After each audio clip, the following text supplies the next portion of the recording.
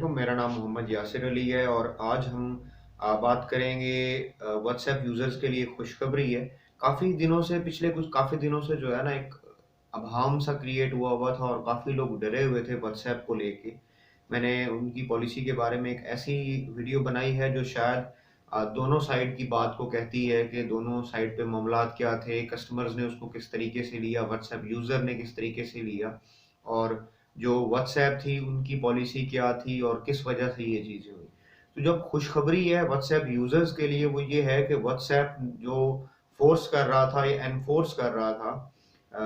जो चीज़ गलत थी कि आप इसकी पॉलिसी को लाज़मी एक्सेप्ट करें नहीं तो आप व्हाट्सऐप यूज़ नहीं कर सकेंगे। तो व्हाट्सऐप ने अपनी अपनी जो न्यू पॉलिसी है और जो उसकी एनफ़ोर्समेंट है, मतलब जो उसको लागू करना है या मस्ट एग्री करना है, उसको उन्होंने होल्ड करवाया। इसका मतलब ये है कि आप अभी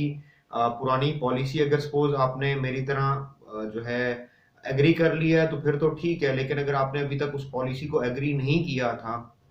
तो आपको ज़रूरत नहीं है उस पॉलिसी को एग्री करने की, क्योंकि उस पॉलिसी को भी व्हाट्सऐप ने थोड़ा-सा पीछे किया है, कुछ टाइम के लिए डिले किया है या पोस्टपोन किया है और उस पॉलिसी को ऑब्वियसली अगर डिले किया है, तो जो ये कहा जा रहा था कि उस पॉलिसी से अगर आप एग्री नहीं करेंगे, तो व्हाट्सऐप आप यूज़ नहीं कर सकेंगे। तो वो चीज़ को भी व्हाट्सऐप ने होल्ड किया है और अभी आपको वो नहीं करना। तो ये व्हाट्सऐप यूज़र्स के लिए खुशखबरी है और उम्मीद करता हूँ वैसे जो बहुत ज़्यादा चर्निंग शुरू हो गई थी व्हाट्सऐप